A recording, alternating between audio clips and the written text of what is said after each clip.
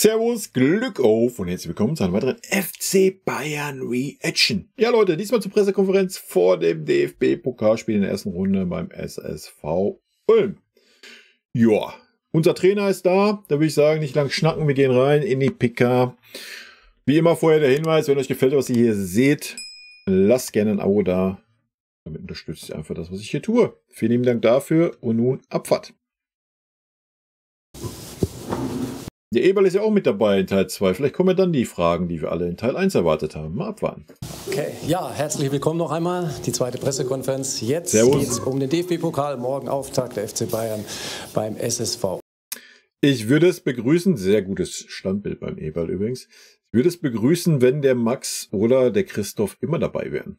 Bin gespannt, wie es in der kommenden Saison sein wird, weil ja, viele Fragen gar nicht der Trainer beantworten kann und will. Ulm, herzlich willkommen bei unserer Kompanie. Unser Cheftrainer, begleitet von dem Sportvorstand Max Eberl, der hin und wieder die Pressekonferenzen begleiten wird. In Zukunft genauso wie Christoph Freund, da sind wir sehr flexibel. Also, dann lasst. Sehr gut, sehr gut, sehr gut. Da haben wir doch schon mal ein bisschen dazugelernt. Vielleicht schaut doch der eine oder andere Offizielle hier auch mal rein bei mir. Wer weiß. Nee, natürlich, um mal Spaß beiseite, natürlich eine super Sache, habe ich letzte Saison schon gesagt, dass ein Sportdirektor oder Sportvorstand sich dazu gesellen sollte, weil immer so viele Themen aufgemacht werden um den FC Bayern, wozu der Trainer gar nichts sagen kann. Und dann muss halt mal ein Sportvorstand oder ein Sportdirektor da hocken und der kann dazu dann gerne was sagen. Ansonsten muss man solche Fragen rigoros abloggen und gut ist. Lasst uns starten, aber vielleicht eine Frage erstmal an dich, Winnie. Würdest du sagen, du bist jetzt schon so weit, dass du sagst, es kann losgehen? Ja, auf jeden Fall. Er war nach 2 Tagen so weit. Also es ist wichtig für uns, dass wir jetzt auch wieder ein Pflichtspiel haben. Ja. Und ja, die Freundschaft spielen, das ist immer gut natürlich für Fitness, aber jetzt darf das auch wieder losgehen. Max, siehst du wahrscheinlich auch so. Du bist sehr nah am Team dran gewesen in der Vorbereitung. Wie weit ist das Team? Ja, ich genieße es erstmal sehr in der Vorbereitung, dann viel dran sein zu dürfen, es begleiten zu dürfen. Und ja, es hat unglaublich viel Spaß gemacht. Es ist einfach, das habe ich schon an einer oder anderen Stelle mal gesagt, es ist einfach neue Energie, es ist neuer Impact auf dem Platz, neben dem Platz. Man merkt das und das die Frage, die du gerade gestellt hast, ja, jetzt freuen wir uns auch, dass es losgeht und wir in den Pflichtspielen zeigen dürfen, wie gut wir sind. Dann geben wir die Energie jetzt rüber zu den Fragen. Torben Hoffmann für Sky, bitte. Ja, 2 Fragen, eine an Vincent und eine danach gerne auch an Max. Wie gestaltest du das mit den Spielern, die ein bisschen später in die Vorbereitung eingestiegen sind? Harry Kane, Palhinha, Alphonso Davies, sind die schon bereit, von Anfang an aufzulaufen oder gibst du ihnen noch ein bisschen mehr Zeit? Und Max, natürlich die Frage an dich, wie hast du diese verbale Entgleisung von Fernando Caro aufgenommen und gab es dahingehend vielleicht auch schon mal einen direkten Austausch? Also ich werde ganz kurz antworten, die sind noch nicht 100%ig fit, aber das kriegen wir schon hin. Und wichtig für uns ist, dass die auch fit bleiben. Wir haben viele Spiele in den nächsten 3-4 Monaten aber ja, die sind schon dabei, die werden schon eine Rolle spielen, aber vielleicht nicht alle von Anfang an. Aber hoffentlich in die nächste Woche kriegen wir das hin, dass die ganze Mannschaft einfach 90 Minuten einsetzbar ist. Ja, also ich nehme es schon mal vorweg, ich nehme mal hier gleich nach den Taktikfuchs auf, weil vielleicht wäre ja noch eine Info gekommen, ob der eine oder andere noch ausfällt. Ich würde auf jeden Fall mit dem Harry Kane anfangen. Ich würde nicht wieder dieses Risiko gehen, wie wir es letztes Jahr gemacht haben. Lass den Harry anfangen, lass ihn eine Halbzeit spielen, lass ihn Vollgas geben und dann ist gut. Ja, und dann kannst du ihn runternehmen. Oder aber du musst dir halt da nicht zu schade sein, ihn einzuwechseln. Das ist natürlich auch eine Möglichkeit. Ja, aber ich würde mit dem Harry schon anfangen, gleich von Anfang an klare Zeichen setzen, 2-3-0 und dann kannst du ihn runternehmen und das Ding nach Hause fahren. Bin sehr gespannt, wie er es machen wird. Eigentlich hatte ich gedacht, da ja die Spieler, die ein bisschen später kamen, wie Palhinha, wie Kane und so im letzten Spiel viel gespielt haben, oder fast durchgespielt haben zum großen Teil, Hätte ich eigentlich gedacht, dass sie keine Option sind für die Startelf. Deswegen bin ich sehr gespannt, wie er aufstellen wird. Ich denke auch, dass ein Palhinha wahrscheinlich nicht in der Startelf stehen wird. Obwohl er bärenstark war, bei mir würde er in der Startelf stehen. 100%. Bin sehr gespannt auf die Aufstellung morgen. Ja. Ja, eigentlich schade, dass wir jetzt vor... Ja, ich denke, wenn du das Lachen gerade vernommen hast, der Winnie wird wahrscheinlich gesagt haben zu Max, wenn der hier vor der Tür steht, dann verteile ich hier die Kopfnuss, musst du nie machen mit deinen 1,60 Meter. So ein Pflichtspielstart, so ein Thema haben. Und klar kann man jetzt hier sitzen und kann ein riesen Wortgefecht entflammen lassen, aber das ist tatsächlich 0,0 mein Ansinnen. Ich denke erstmal, das Zitat spricht für sich und mir fällt dann halt nur ein Satz dazu ein: Reden ist Silber, Schweigen ist Gold. Ja, hättest du gar nicht so weit ausholen müssen. Hättest du auch einfach direkt sagen können. Punkt. Das beherzigt ihr jetzt bitte nicht weiter. Erste Reihe hier mal Gabel für RTL. Ich fürchte, das wird mir nicht ganz gelingen mit dem Schweigen ist Gold, deswegen erlauben Sie bitte da die Nachfrage noch. Was heißt denn so eine Abteilung Attacke, die man normalerweise ja eigentlich eher so ein bisschen vom FC Bayern kennt, für den Rest der Saison und für den Zweikampf Leverkusen-Bayern jetzt in dieser Saison? Also ich finde, da kann man durchaus so ein bisschen rausinterpretieren, dass hier, dass es auf jeden Fall zur Sache gehen wird in der Saison.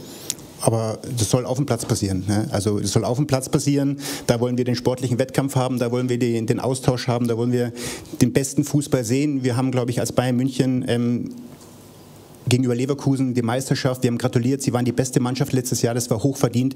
Und ich glaube, das war auch so. Und da soll es passieren. Es soll nicht drumherum passieren. Ich weiß natürlich, für die Journalisten wäre es schön, wenn es jetzt hier im Programm Attacke verbal zurückginge. Aber das macht am langen Ende keinen Sinn, weil das ist Futter für euch. Ich weiß, das braucht ihr auch ab und zu. Und das wird ja auch von Kollegen ab und zu mal gegeben, wenn ich dieses Thema jetzt im Hintergrund wabern höre. Es hat Abmachungen gegeben. Verhandlungen laufen ganz normal in meinem Dafürhalten hinter verschlossenen Türen. Man tauscht sich aus, man diskutiert, man hat Argumente, man hat Voraussetzungen, man hat Gegebenheiten. Dann gibt es eine Einigung, dann werden alle froh. Und wenn es keine Einigung gibt, ist es keine Einigung. Dann geht es weiter. Da geht's weiter und Jonathan Tah wechselt dann nächstes Jahr ablösefrei zum FC Bayern. Punkt. Da muss man jetzt nicht rumhantieren. Ja. Wenn wir Betrag X geboten haben und Leverkusen sagt, nee, machen wir nicht, wir wollen Betrag Y, man einigt sich nicht, ja, dann drauf geschissen. So, wir haben keinen Notstand in der Innenverteidigung. Ja? Also wir haben genug Innenverteidiger. Und wenn man mit dem Tag klar ist und der unbedingt kommen möchte, ja, dann wechselt er nächstes Jahr. Ablösefrei und gut. Ist ja genau derselbe Scheiß wie bei uns mit Alphonso Davies. Ja? Nur, dass wir ja noch bereit gewesen sind, hinzugehen und zu sagen, komm hier, das ist unser Angebot. Und das war jetzt auch nicht so, dass man sagt, komm, ihr kriegt nur 5 Millionen. Ja? Wir reden da ja auch von 25, 30 Millionen, die da angeblich im Raum standen. Also, was da jetzt dran ist, wissen wir nicht, ja. Aber selbst wenn 20 Millionen nur gewesen wäre für einen Spieler mit einem Jahr Vertragslaufzeit, der fast 30 ist jetzt, glaube ich, dann auch nicht so ein schlechter Deal, den man machen kann, oder? Also von daher. Und wenn das die Intention war, dass der Typ da sich so aufgeregt hat, ja, dann ist das so, wa? Fertig. Müssen wir auch mitleben, wenn Alphonso Davies nächstes Jahr umsonst wechselt. Leverkusen hat dieselben Möglichkeiten, wie wir sie haben. Kann halt auch sagen zum Tag, pass mal auf, da verlängerst du den Vertrag jetzt, aber du gehst diesen Sommer, wenn nicht, setzen wir dich auf die Tribüne. So, ja, dann muss man das machen. Ne? Punkt. Ansonsten muss man das zähneknirschend hinnehmen, genauso wie wir es mit dem Alaba hinnehmen mussten, genauso wie wir es nächste Saison mit dem Davies hinnehmen müssen, weil wir da keine klare Kante zeigen, ja, und gut ist. Aber dieses Thema, das ist im Fußball ja schon sehr verbreitet. Jeder möchte so ein bisschen seinen Standpunkt darstellen und versucht hintenrum mit seinen Journalisten, die ihr vielleicht besser kennt. Das fällt euch leider deutlich schwerer, weil ich das einfach nicht mache. Ich mache das nicht. Ich sehe diesen Job immer noch vertrauensvoll im Hintergrund. Da haben wir Dinge zu klären, dann klappen Dinge oder sie klappen nicht. Das sehen manche Kollegen anders und vielleicht deswegen war halt ein kleines Ärgernis mit dabei. Aber wie gesagt, das Attacke-Thema sehe ich jetzt hier nicht vor dem Mikrofon in der Pressekonferenz, sondern tatsächlich dann in 5, 6 Wochen, wenn wir gegen Leverkusen spielen. Aber morgen gegen Ulm geht schon für uns los. Da soll das Programm Attacke laufen. Sehr vernünftig. Erste Reihe vorne, Christian Kunz für die dpa. 2 Fragen an den Trainer. Zum einen, wie sehr kribbelt es vor dem Pflichtspielstart und welche Erinnerungen haben Sie aus der HSV-Zeit noch an den DFB-Pokal? Ganz wenig, das war schon lange Zeit her, aber ja, für uns ist es natürlich wichtig, gut anzufangen. Wir spielen gegen Ulm und Ja, die haben einfach auch gute Sachen gemacht in die letzten 2 Jahre, 3 Jahre da. Das ist schön für uns auch ein Spiel, dass wir einfach, Entschuldigung, ich gehe jetzt ganz kurz auf Englisch, dann kann ich es deutlich sagen. So, yeah, for us it's an important game. I mean, für uns ist es ein wichtiges Spiel. Wir haben uns jetzt lange darauf gefreut und wir haben gesehen, wie sie gearbeitet haben, wie sie sich vorbereitet haben, schon letzte Saison. Und ich glaube nicht, dass es unsere Absicht ist, in so ein Spiel zu gehen, ohne den größten Respekt vor dem Gegner zu haben. Aber wir glauben natürlich an uns und dass wir das bestmögliche Niveau erreichen können. Und natürlich wollen wir so ein Spiel gewinnen. Wir freuen uns darauf. Für Merkur und TZ. Auch direkt daran anschließend eine Frage, worauf kommt es denn an gegen Ulm? Das ist ja ein tiefstehender Gegner, das heißt, der FC Bayern wird wahrscheinlich viel Ballbesitz haben. Was ist dann wichtig, um möglichst schnell, möglichst viele Tore zu erzielen? Möglichst schnell, möglichst viele Tore, am besten zack, zack, zack, zack, bam, bam, bam. Junge. Ja, also tiefstehende Gegner, ich weiß nicht. Also wenn man schaut, was die gemacht haben in den letzten Jahren, die machen schön Pressing, die sind sehr aggressiv, die haben beide Wingbacks, die jumpen, würde ich sagen. Also jetzt ist Fußballterminologie auf Englisch, gemischt mit ein bisschen Deutsch. Aber der ist sympathisch. Ja, ein bisschen Englisch sollte man verstehen, ne? Nein, die waren selbst auch ganz dominant in den letzten Jahren und das verlernst du nicht einfach jetzt für ein Spiel. Aber es bleibt immer so für uns, dass wir immer als Ziel haben, dass wir unsere beste Niveau erreichen in diese eine Spiel und dass wir einfach für uns, die Druck ist immer für Bayern natürlich, das ist einfach so. Und dass wir in so ein Spiel auch das Gefühl bekommen, dass wir auf dem richtigen Weg sind für die Saison, ist wichtig für uns. Nächstes Marc Gabel für RTL. Gerne eine Frage an beide. Jetzt waren Sie ja beide in den vergangenen Jahren noch nicht da, aber der DFB-Pokal war jetzt nicht so wahnsinnig erfolgreich beim FC Bayern in den letzten Jahren. Ja. Ist das jetzt deswegen so ein bisschen so ein heikles Thema oder ist der Fokus jetzt in dieser Saison ganz besonders auch auf dem DFB-Pokal? Wie geht man das anders an als in den Jahren davor möglicherweise? Also ich kann das ganz einfach auch beantworten. Für mich, was die letzten Jahre passiert ist, ist auch nicht mein Problem. Und wir können jetzt alle Ausreden machen über was wir erreichen wollen in diese Pokal, aber letztendlich geht es nur, dass wir morgen gewinnen. Und das ist für mich wichtig, was danach kommt. Dann wird das wahrscheinlich wieder hoffentlich sein, dass wir das Gleiche sagen können für das nächste Spiel, aber es geht bei mir nur um das Spiel gegen Ulm und dieses Spiel zu gewinnen. Ich glaube, wenn ihr jetzt ausführlich beantwortet, gibt keinen Fokus auf irgendeinen Wettbewerb, wir wollen jedes Spiel gewinnen. Das würde beinhalten, dass wir in allen Wettbewerben relativ weit kämen. Dann ist Michael Schröer für die Bild-Zeitung an der Reihe. Ja, wir sind beim FC Bayern, Alter. Was fragt man da nach irgendwelchen Zielen? Also wir haben jedes Jahr das Ziel, Meister zu werden, den Pokal zu gewinnen und im besten Fall die Champions League zu gewinnen. Alles andere, Leute, wir sind hier nicht bei irgendeinem anderen Club, der andere Maßstäbe hat. So. Wir reden über Leistungssport, das sollte jeder Leistungssportler das Ziel haben, ja, immer das nächste Spiel zu gewinnen. Ja, ob man der Favorit ist oder nicht der Favorit ist, man versucht es ja immer. Man geht ja nicht mit der Einstellung in die Spiele rein, ach komm, wir nehmen ja dran teil, wir machen eine Teilnehmerurkunde, ja, ob das ein Pokalspiel ist oder sonst was. Eine Frage an Herrn Eberl. Gibt es nach dieser öffentlichen Attacke denn überhaupt noch eine Möglichkeit, dass Jonathan Tah zum FC Bayern wechselt oder ist das Thema zumindest für diese Transferphase für Sie jetzt erstmal vom Tisch? Ich würde ja meine vorherige Antwort ad absurdum Ja, wenn er dazu jetzt öffentlich was sagen würde, du Pfeife. Führen, wenn ich jetzt einen Zwischenstand geben würde, wenn ich gerade gesagt habe, dass ich das hinter der verschlossenen Türen halte und so würde ich es auch gerne weiterhalten. Wir sind da, wenn was zu verkünden ist, sind wir gerne da und sind wir auch gerne bereit und stehen Rede und Antwort oder wenn Dinge nicht funktioniert haben, dann kann man auch gerne drüber reden, aber nicht irgendwie in diesem laufenden Prozess. Also heißt, es ist alles in der Mache. Ne? Wird wahrscheinlich so ein Deadline-Geschichte werden. Ich weiß nicht, ob Leverkusen schon an Ersatz dran ist oder nicht oder wie oder was und wenn, ja, dann werden sie sagen, jo, komm, wir nehmen die 25 Millionen und Arschlecken und Tah wechselt dann und gut ist. Würde er uns gut tun? Wenn wir die Verletzung von Ito sehen und wenn wir darüber nachdenken, dass Upa und Minje unsere Standard-Innenverteidigung dann sein soll. Aber wird er uns schon gut tun, glaube ich.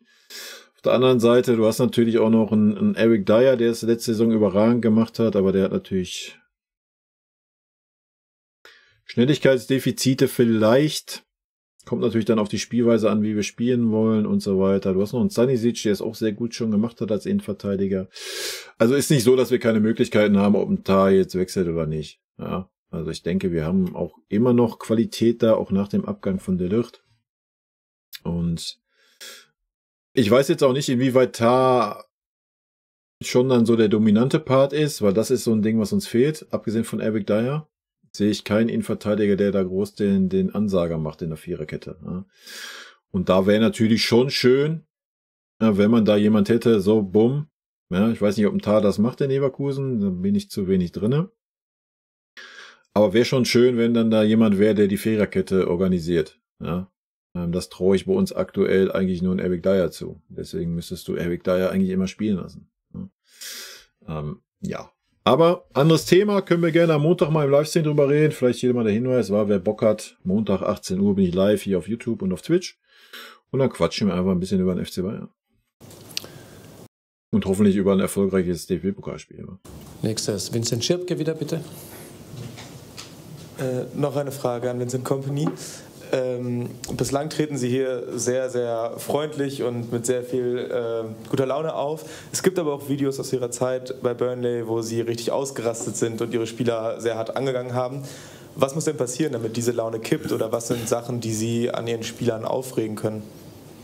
Oh, no, I mean, I think I know which video you mean, but it's difficult to speak about a video that's a little bit out of Ich weiß, was Sie meinen. Es geht um ein Video, das so aus dem Zusammenhang gerissen ist. In Wahrheit sollte ich da eigentlich gar nichts sagen. Aber es ist kein Problem für mich, mal etwas zu sagen, um ein bisschen Zusammenhang in dieses Video, das aus dem Zusammenhang gerissen wurde, zu packen. Bevor er da was zu sagt, natürlich sehr interessant. Er muss sich dafür nichts entschuldigen oder schämen oder sonst was. Alter, Fußball ist Emotion. Wer weiß das besser als ich hier auf dem Kanal? Ja. Und wenn du da einen Spieler hast, der nicht so performt, wie du das meinst, dann muss man den auch mal zurechtweisen. Ja, Punkt. Das muss ein Spieler auch abkönnen. Ja, das ist ja das, was uns gefehlt hat beim FC Bayern. Bei uns gibt er immer nur Zucker in den Arsch geblasen die letzten Jahre. Da war noch nicht mal einer, der mal die Peitsche geschwungen hat und mal gesagt hat, pass mal auf, Spieler XY, so wie deine Einstellung gerade ist, wie deine Leistung ist, reicht das nicht. Ja. So, die klaren Worte fehlen und deswegen ist es gut, dass so ein Typ da ist. Und jetzt hören wir mal, was er da im Kontext zu dem Video zu sagen hat. Im Moment werde ich ein bisschen zornig in diesem Video, aber als Trainer dieser Generation, wenn ich mal überlege, wenn wir jedes Training, jede Besprechung und alles filmen und wenn es um das sportliche Überleben geht, dann geht es für viele auch um den Job. Das hat sehr große Konsequenzen und der Schlüssel ist immer die Message, die dahinter liegt. Es geht nicht nur darum, zornig zu werden, weil jemand einen Pass schlecht spielt oder nicht an den Ball rankommt, sondern es geht darum, dass wir mehr laufen sollten und dass wir eine bessere Körpersprache haben müssen, dass wir aufmerksamer sein müssen. Dann ist es in Ordnung, denn es geht um die Kultur, die man in einem Verein haben will. Es geht nicht nur um so eine Situation. Aber es ist auch sehr wichtig zu sagen, dass wir hier nicht böse auf einen einzelnen jungen Spieler sein dürfen, der wenig Erfahrung ist, sondern die erfahrenen Spieler, die eben als Vorbild für andere fungieren. Und am Ende ist das eine Generationensache. Natürlich bereiten wir Spieler auf Spiele wie ein Auswärtsspiel in Dortmund oder in Frankfurt vor. Dann können wir nicht kontrollieren, was die gegnerischen Fans meinen Spielern zurufen. Ich habe das Video gesehen. Ich glaube, es ist aus dem Zusammenhang gerissen, aber am Ende glaube ich, dass es wichtig ist, worum es in dem Job eigentlich geht. Es gibt sehr wichtige Momente. Nächster ist Torben Hoffmann. Ja, mehr Zusammenhang war jetzt nicht wirklich da. Ich fühle seine Aussagen. Das ist völlig legitim. Leute, wir reden über Fußball und ich habe lieber einen Coach an der Seitenlinie, der einen Spieler scheißegal wie erfahren, oder er sagt's ja gerade, wenn dann trifft's erfahrene Spieler, nicht die jungen Spieler, die noch nicht die Erfahrung haben, ja. Aber gerade die Erfahrenen müssen zack, Kopf hoch vorangehen, ja. Und das ist genau richtig so. Wenn ein erfahrener Spieler das nicht macht oder nicht kann oder will oder wird auch immer, dann muss er damit leben, wenn er mal zusammengepfiffen wird. Punkt. Ja. Das ist genau der Spirit, der uns gefehlt hat die letzten Jahre. Und ich freue mich da drauf. Ich freue mich darauf, mal so einen Ausraster von Winnie zu sehen, wenn es verdientermaßen ist. Völlig legitim. Ja. Wieder bitte. Meine Frage zum Kader. Gab ja auch zuletzt den einen oder anderen angeschlagenen Spieler, Leon Goretzka.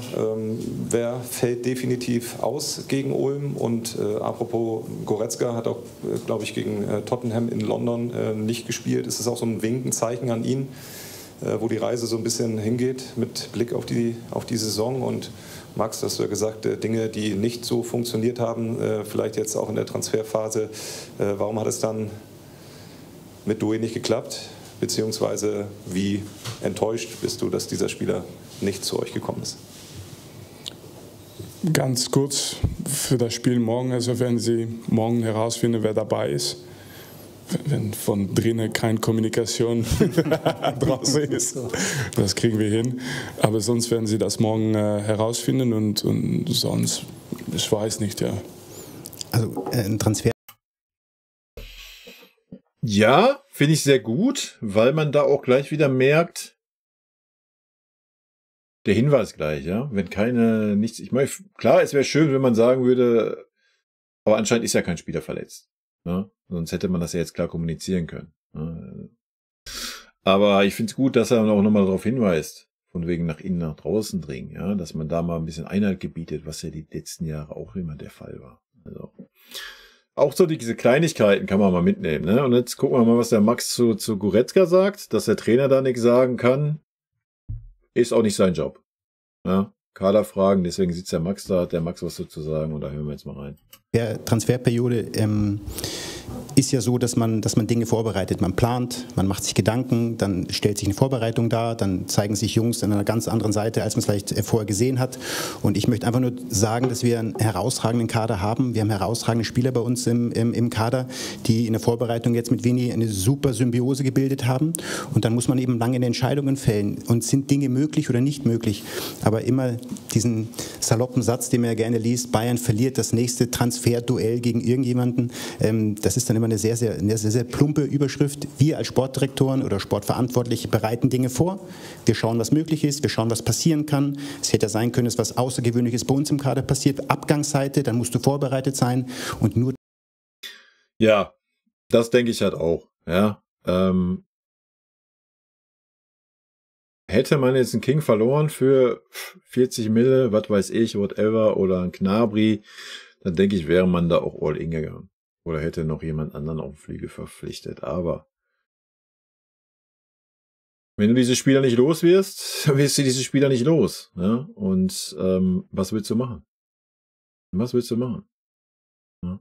Wir haben das Thema schon oft genug gehabt mit Vertragslaufzeit, Verträge, Blasöz. Was willst du machen? Ne? Und dazu kommt natürlich auch noch, dass der ein oder andere junge Spieler sich natürlich auch ein bisschen in den Fokus gespielt hat auf der Außenposition. Und wir haben Olise, wir haben Sané, der zurückkommt. Bin ich sehr gespannt. Ich glaube, ein Kompanie wird sich das nicht angucken, wie es sich ein Tuchel angeguckt hat, mit irgendwelchen Extrawürsten und keine Leistung bringen. Ich denke, da wird ein Sané ganz schnell draußen hocken. Da wird er sich umgucken. Dasselbe trifft auf den Gnabry zu, der es in der Vorbereitungsspielen ordentlich gemacht hat. Hat gut geackert, hat Gas gegeben. Ihm hat so ein bisschen der Killerinstinkt, der ihn sonst so ausgezeichnet hat, toremäßig gefehlt. Hat ganz, ganz viele Chancen gehabt. War schon eher chancentot unterwegs, aber vielleicht auch einfach geschuldet der Vorbereitung. Ja, Vorbereitungsspiel darf man nicht überbewerten. Habe ich schon 100-mal gesagt. Und wir werden es morgen sehen. Ich gehe davon aus, dass Gnabry morgen auflaufen wird von Anfang an. Und dann schauen wir mal, wohin die Reise geht. Ja, und Tell macht's gut. Also ist nicht so, dass wir keine Alternativen haben. Also ja, wie gesagt, ich denke, es hätte erst jemand gehen müssen, damit wir noch einen Außenspieler verpflichten. Darum geht das. Nur darum geht es, dass man eben gewisse Dinge immer wieder versucht anzuleiern, bereit zu sein. Und deswegen kann man nicht mehr von Niederlage sprechen, wenn dann Dinge nicht funktioniert haben. Ich will noch eine Sache dazu sagen, vielleicht, ist, dass es deutlich ist. Also wir kommunizieren, glaube ich, immer deutlich und direkt mit jeder einzelnen Spieler in der Mannschaft. Also wir machen das gemeinsam mit Christoph auch dabei. Und wichtig für uns ist nicht, dass es von draußen immer deutlich ist, aber von drinnen. Ja, richtig. Genau, richtig. Wir hören erstmal weiter. Deutlich ist. Ist es deutlich, was ich jetzt gesagt habe? Ja, okay, gut. Ja, hat er 100% recht. Ja, es ist gut. Es ist gut, wenn wenig Futter nach draußen dringt. Ja.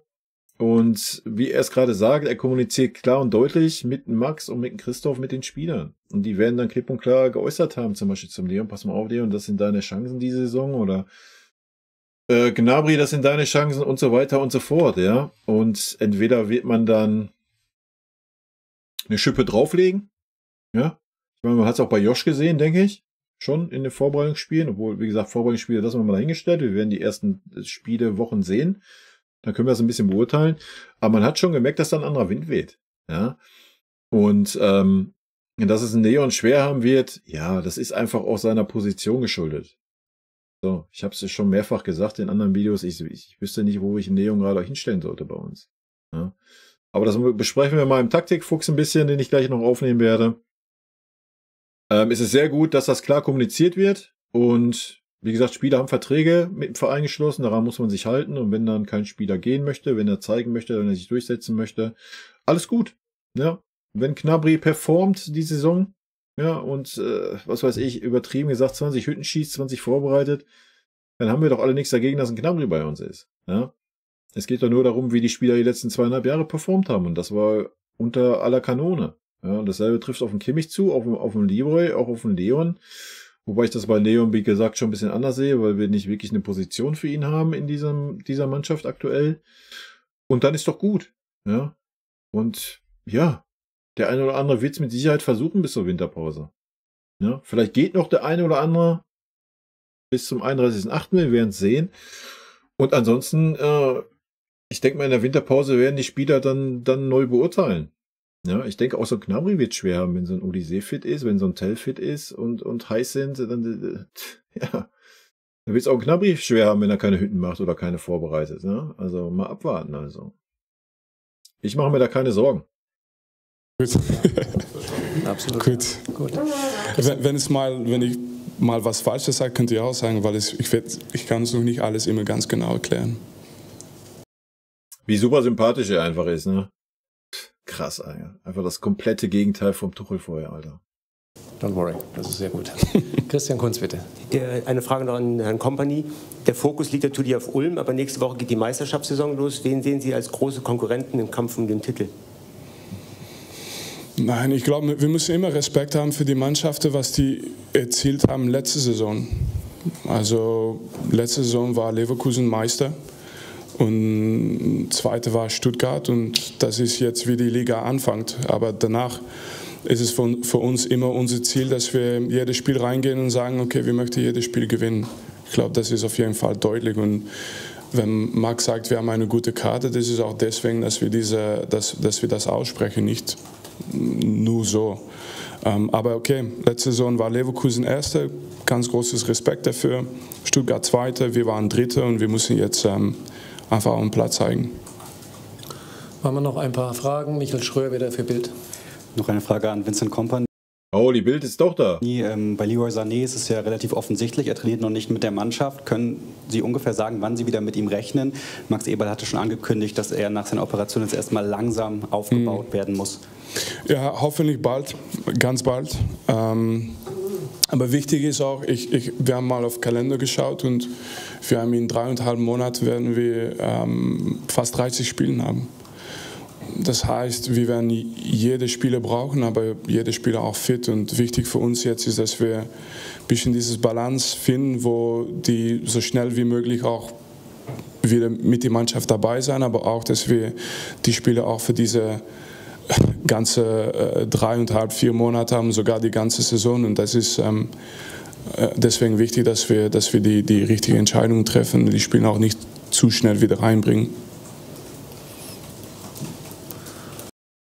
Ja, was soll er auch einen genauen Termin jetzt sagen, ja? Und ja, es ist vollkommen richtig und wichtig, ja? Und auch das ist letzte Saison eine Farce gewesen, ja? Wer immer dafür in der Verantwortung stand, es wird ja nicht nur Tuchel gewesen sein, wir haben es ja auch gesehen mit unserem Fitnesscoach.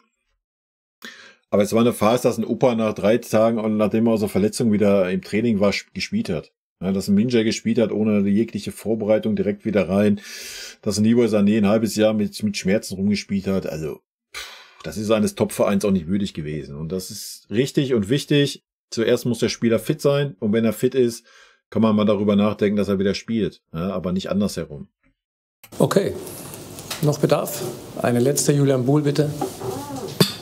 Ja, hallo. Ich wollte an Herrn Eberl mal fragen, Ihre Transferbilanz bis jetzt, wie Sie da insgesamt auch zufrieden sind damit. Und würden Sie sagen, dass Ihre Planungen jetzt erstmal abgeschlossen sind? Hat sich eben so angehört, wenn jetzt kein Spieler mehr geht? Oder habe ich das missinterpretiert? Gut, die Bilanz wird sich, also A, wird jedes Mal Bilanz gezogen, jeder kommuniziert und kommentiert, was man getan hat und wie es aussieht. Am langen Ende, was erreichen wir am Ende der Saison? Wo stehen wir? Das zeigt dann, welche Qualität wir im Kader haben. Und ein Neuzugang ist nicht automatisch auch Stammspieler, weil wir sehr, sehr gute Spieler im Kader haben. Und der Konkurrenzkampf muss einfach groß sein. Das, was Winnie gerade gesagt hat, wir müssen sie gesund haben, wir müssen sie fit haben. Das war eine Thematik, was wir letzte Saison eben hatten. Ja. Viele Spieler verletzt, zurückkommen in den Kader, sofort wieder auf den Platz, wieder die Gefahr der Reverletzung. Und das sind Dinge, die... Warum hat man das denn getan, wenn doch unser Sportvorstand da gerade selber sitzt und das so anspricht? Grüße gehen raus an Thomas Tuchel oder was? Wie soll ich das jetzt interpretieren? Ja, aber genau, das war ein Riesenproblem letzte Saison. Eine Farce. Die müssen wir besser handeln, wir müssen einen konkurrenzfähigen Kader haben, wir müssen Konkurrenzsituationen auf den Positionen haben, um dem Trainer die Möglichkeit zu geben, dass er reagieren kann, auch auf Leistungen reagieren kann, positiv wie negativ. Und ja, wenn jetzt nichts mehr Außergewöhnliches passiert, dann haben wir den Kader stehen für die neue Saison. Das ist ein bisschen schade.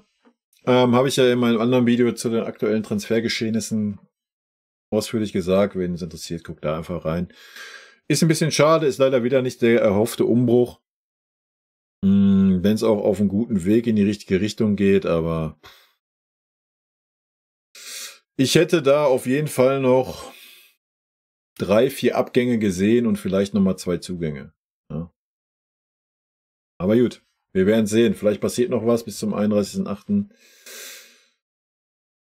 Ja, mehr können wir auch nicht sagen. Ne? Dann vielen Dank euch, danke Winnie, danke Max. Sehen wir uns morgen wahrscheinlich danke. In Ulm. Wahrscheinlich. Hoffen wir, dass wir den Weg dahin finden. Gut, Leute, das war die erste Pressekonferenz vor einem Pflichtspiel von Winnie. Also nochmal Lob und Anerkennung dafür, dass es anscheinend so geplant ist, dass öfter jetzt mal Max Eberl dabei sitzt oder ein Christoph Freund. Finde ich super gut. Ja. Die Art und Weise von Winnie kennen wir schon. Super clean, super geerdet. Wenn er zu Themen nichts sagt, sagt er zu Themen nichts. Finde ich völlig fein. Manche Sachen gehören dann einfach intern geklärt. Und wie man es so hört, ich meine, Winnie hat es heute auch nochmal gesagt, weiß jeder Spieler, woran er ist. Ja? Und Kompanie hat ja auch gesagt, jeder Spieler bekommt nochmal eine Chance bei ihm. Und ja, denke, bis zur Winterpause werden wir sehen, ja, wo der eine oder andere Spieler steht. Und ich denke, damit der eine oder andere Spieler sich vielleicht nochmal was überlegen. Aber vielleicht passiert ja auch noch irgendwas. Wir werden sehen. Ich denke, ein Coman wird schwer haben. Es sei denn, es kommt wieder eine Leistungssteigerung bei ihm. Generell unser Außenspieler.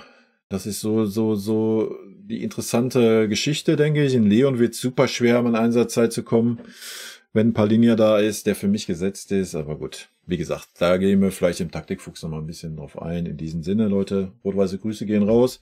Ich wünsche euch ein schönes Spiel morgen. Schreibt mir wie immer eure Meinung in die Kommentare. Und vielen lieben Dank für euren Support hier. Vielen lieben Dank für euren Support hier auf dem Kanal. Und in diesem Sinne, gute Freunde kann niemand trennen.